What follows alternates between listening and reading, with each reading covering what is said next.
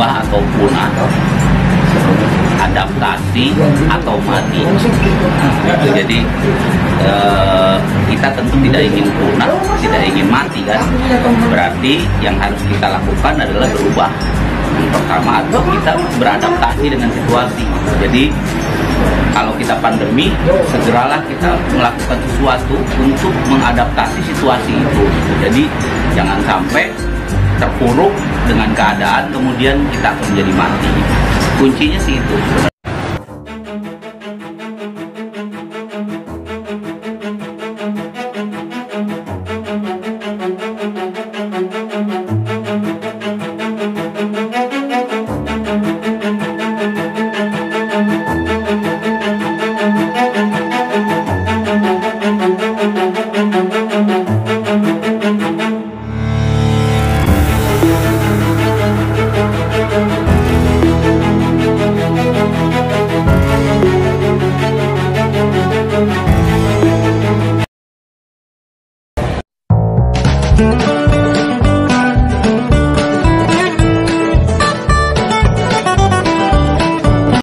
Halo, assalamualaikum warahmatullahi wabarakatuh.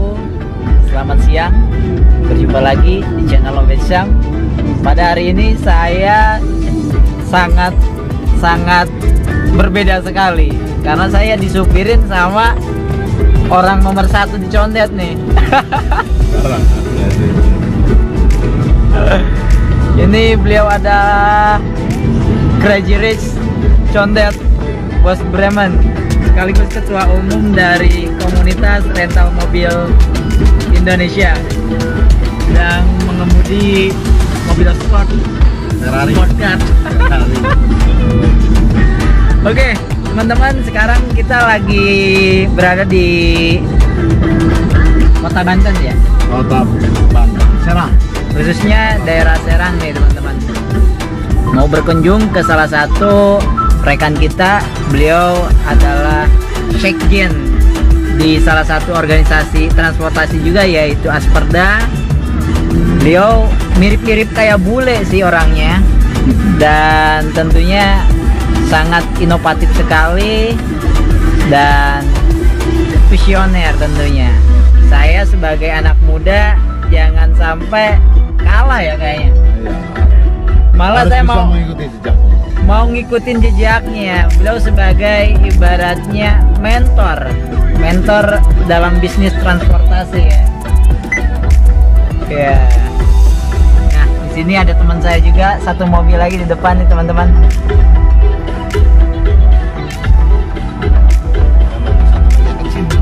Nah, ini satu lagi temennya yang kecil nih. Kembarannya mobil ini.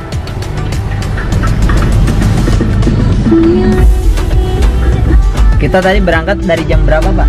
Dari Jakarta. jam 10.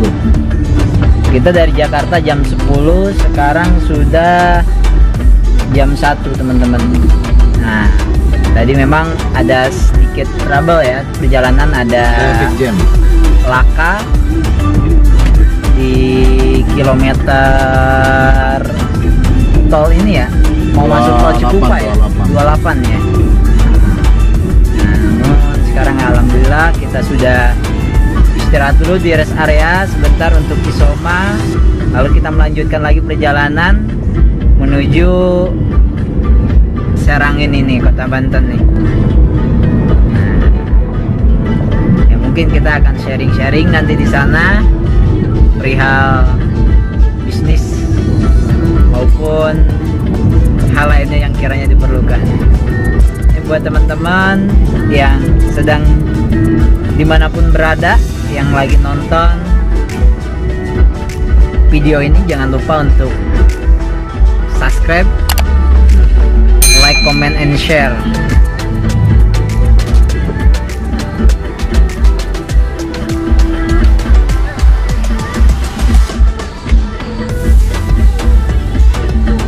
Oke, tetap stay tune, jangan kemana-mana teman-teman. Kita masih akan tetap di perjalanan ini. Mungkin Pak ada bincang-bincang apa gitu Pak yang bisa bermanfaat Pak? Jadi yang namanya mengemudi pengemudi itu dilarang berbicara. Aduh. Kalau lagi makan dilarang berbicara. Kalau lagi mengemudi dilarang merokok gitu kan. Iya. Boleh juga. Tapi kayaknya harus perlu investasi di sini nih, Mas Obet nih. Investasi segalanya boleh di sini. Investasi segala-galanya. Iya. Tanah masih luas. Dilihat dari kotanya kayaknya prospek sekali untuk ke depan. Prospek ya, Banten. Prospek. Kota industri.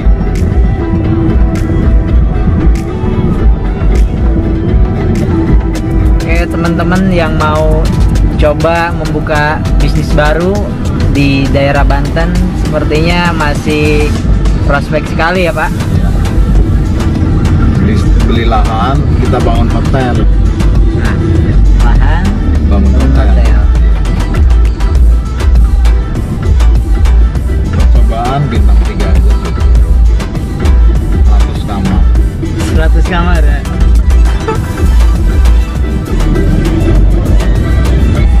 100 kamar kalau beli bintang 5 berarti satu lantainya minimal 40 kamar. 40 kali 5 200, banyak. 20 kamar 20 lantainya. Per lantainya ya. Iya. Jadi kalau tingkat 5 jadi 100 kamar. Oke, buat teman-teman, inilah mungkin video perjalanan saya menuju ke salah satu teman saya atau rekan bisnis dan sahabat di organisasi. Beliau adalah Bapak Erwin, yang mana beliau sekarang menjabat sebagai ASN juga, aktif dalam organisasi juga, dan pembisnis juga ya. Bisnis beliau banyak sekali nih, makanya beliau mungkin bisa dikategorikan sebagai Crazy Rich Kota Banten ya, Serang. Waduh, luar biasa nih. Kita nantikan bagaimana kantor dia seperti apa dan karyawannya. Nih, saya akan belajar ke beliau tentang bagaimana memanage waktu, karena beliau ini di samping sebagai pengusaha, beliau ini sebagai abdi negara juga. Kita ngelewatin genangan nih. Masuk ke penggambar mobilnya loh. Masuk juga.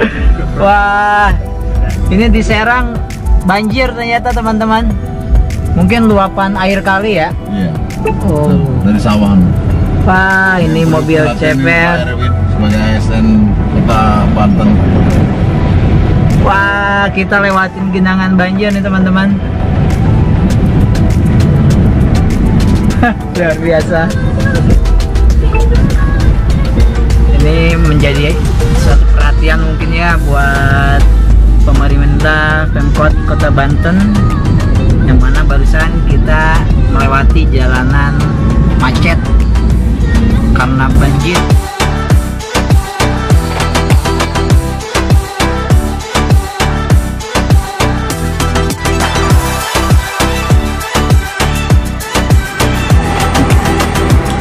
Rupanya gue itu pembuatan seperti itu. Ya itu kan yang mama ini baru. Ya siapa tahu mamanya. Oh, kita ini ya. Ya. Luar biasa nih. Hanya di Banten, kelapa diplastikin dulu. Merah. Bentar. Halo, selamat siang. Sekarang kita sudah nyampe di kantornya BTM Travel. Ini juragannya nih, yang kata saya mirip orang bule. Salam. Luar biasa nih, kita dijamu air kelapa dawegan nih. Tapi dawegannya sangat unik sekali teman-teman. Jadi airnya ini kayak agar nih. Ya, kelapa muda. Ini nggak tahu diapain nih. Dijampe-jampe katanya. Hati-hati. Kita di Kota Jawara nih, hati-hati. Jadi airnya ini air nikmat sekali nih air. Ini mengandung kekuatan yang luar biasa. Tapi bukan air kenikmatan kan? Takutnya salah. Bukan air kenikmatan ya. Air nikmat tapi bukan air kenikmatan.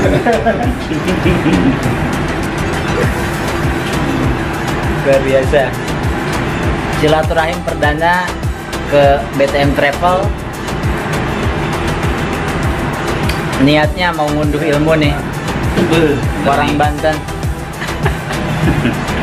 Luar biasa.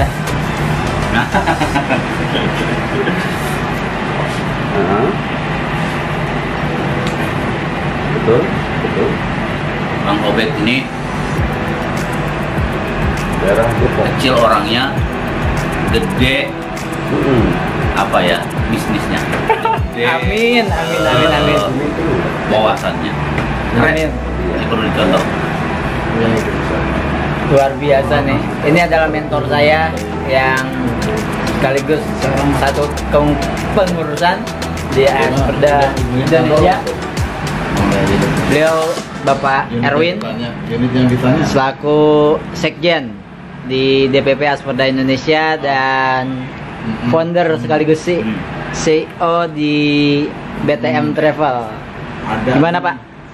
Motivasi buat teman-teman, rekan-rekan seperjuangan yang sedang berusaha bangkit Manual kan? di bisnis transportasi ini. Yang masih Alhamdulillah saya siang ini dikunjungi sahabat yang manual. keren saya, Kalau yang Bang baru, Pak. Obed ya, Yang baru. owner Obed Rencar. Ini judulnya hari ini mungkin gerebek BTM dia.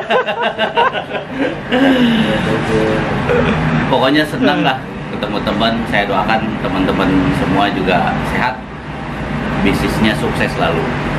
Itu yang paling penting. Ini gimana caranya nih BTM, ibaratnya teman-teman banyak yang ngeluh akan keadaan bisnis transportasi saat ini, tapi BTM ini santai-santai aja dan kayak gak kena dampak gitu. Kuncinya itu apa ya, cepat menyesuaikan diri, jadi berubah atau punah, adaptasi atau mati. Jadi kita tentu tidak ingin punah, tidak ingin mati kan. Berarti yang harus kita lakukan adalah berubah. Yang pertama atau kita beradaptasi dengan situasi. Jadi kalau kita pandemi, segeralah kita melakukan sesuatu untuk mengadaptasi situasi itu. Jadi jangan sampai terpuruk dengan keadaan kemudian kita akan menjadi mati. Kuncinya sih itu sebenarnya. Cepat melakukan penyesuaian diri atau adaptasi dengan situasi.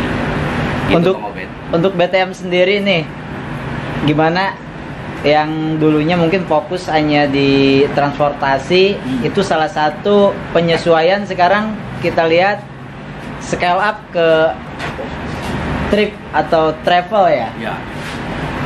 Nah, Ya, jadi- itu salah satu terobosan yang BTM lakukan gitu. Ya, itu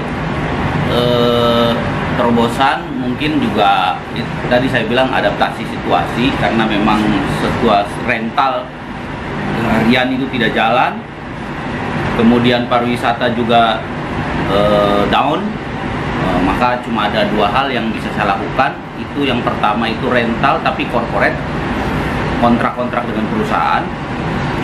Kemudian yang harian itu saya garap shuttle service.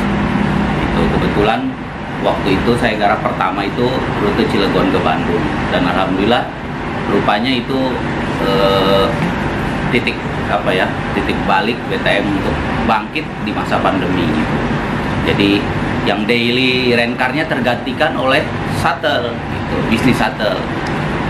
Nah, untuk shuttle sendiri ini untuk BTM, rute mana aja sih Pak yang sudah dibuka?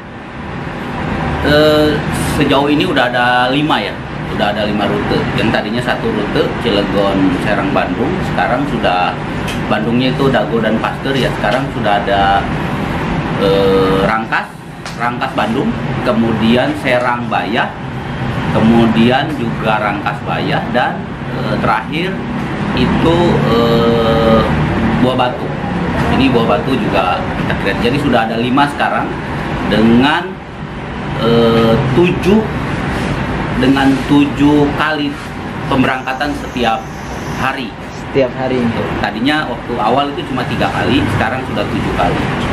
Nah, ketika Bapak membuat sebuah terobosan dari yang biasanya rental harian, yang bisa dibilang kata Bapak daily ya, Daily istilahnya rent, daily rent, atau ibaratnya retail ya. Ya, Sekarang Bapak berinovasi ke shuttle dengan beberapa rute area. Tentunya apa aja sih yang Bapak lakukan pada saat membuka ini? Apakah ibaratnya langsung jalan atau ibaratnya babak belur dulu, Pak?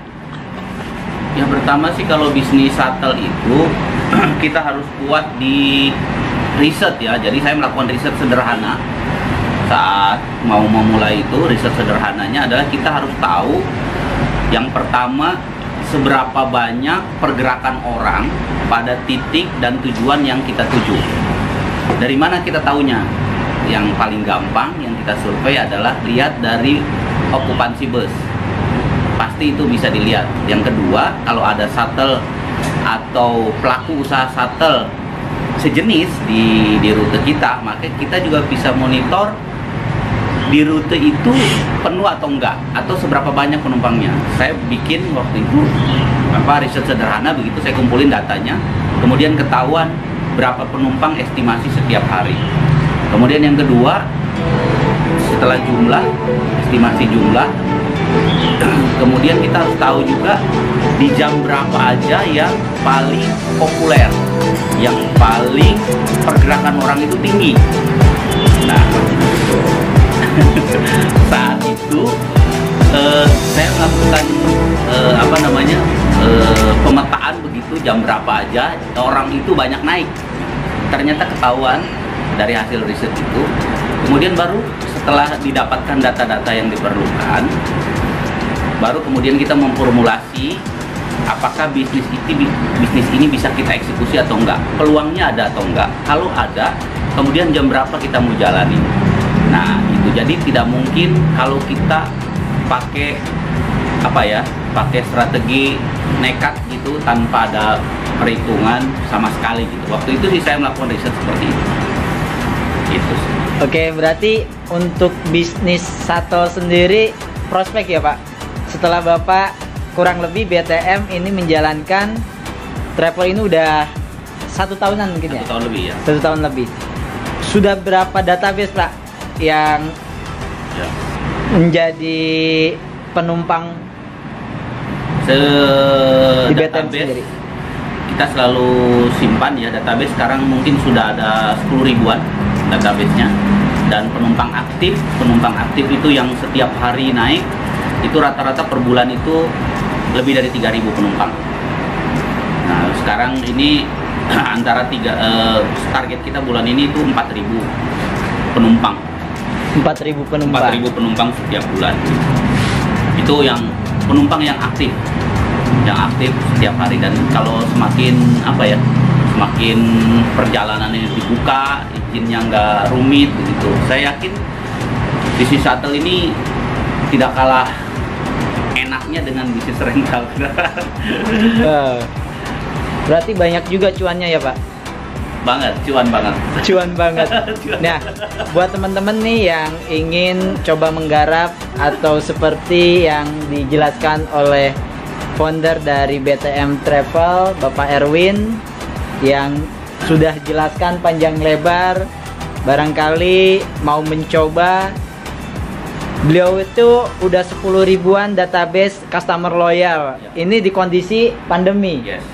Di kondisi yang mana belum normal 100% ya Pak. Nah, inilah perubahan-perubahan yang harus dilakukan sehingga penyesuaian dan survei buat perusahaan kita tetap terjaga ya Pak. Ya, jadi di masa pandemi ini alhamdulillah BTM masih hidup, yang pertama. Yang kedua, masih bisa nambah kantor, nambah karyawan, nambah armada. Wow, luar biasa.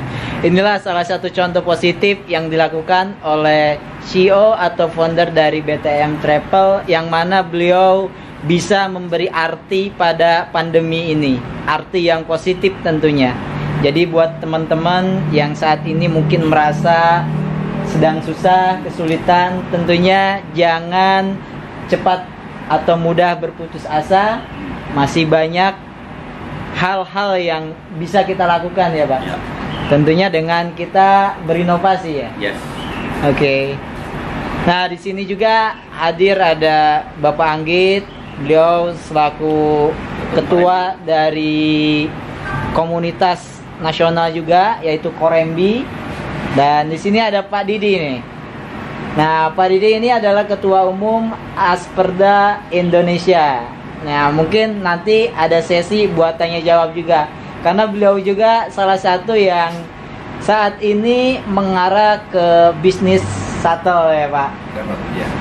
Inilah contoh gerakan positif di saat kita bisnis yang selama ini dilakoni mungkin terasa terhambat ya Pak. Menghambat, tentunya ada gebrakan-gebrakan baru nih, ada inovasi-inovasi baru. Sehingga fokus di kondisi saat ini bisnis tentunya masih tetap ada selagi kita ada di alam dunia ini. Karena entrepreneur itu anti mati ya. Ya. Selagi ada customer, selagi ada makhluk hidup, pasti ada peluang ya Pak. Pasti.